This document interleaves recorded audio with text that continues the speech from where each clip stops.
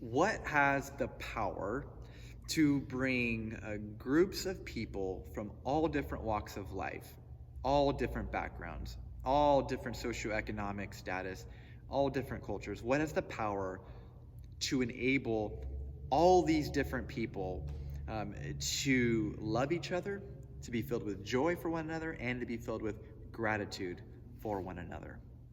Well, it is no doubt it is the gospel. It is the gospel. And we are going to see this as we continue our study in Philippians 1.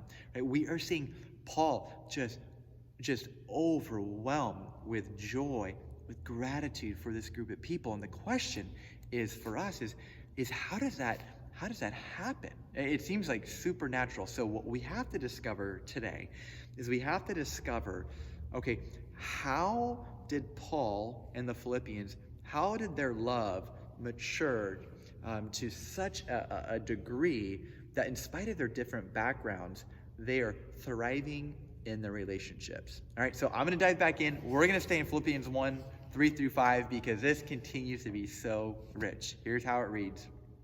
I thank my God every time I remember you.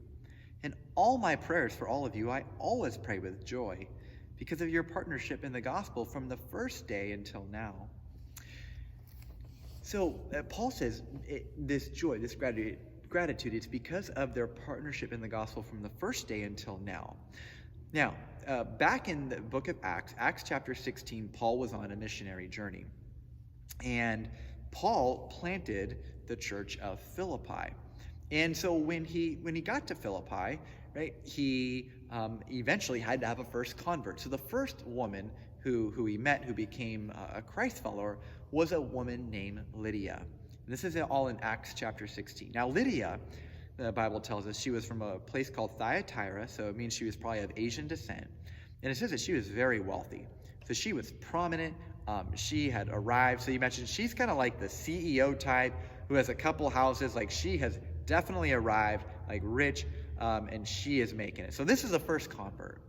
Now the second convert in Philippi in the book of Acts actually was, the Bible describes this woman was a slave girl who was being exploited.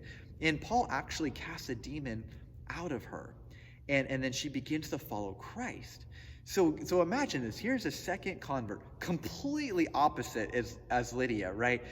Poor, she's been exploited, she's marginalized. So this is your second member of the church. And then third is a jailer, right? This kind of a blue collar, kind of a gruff type of guy. Now this is the third convert.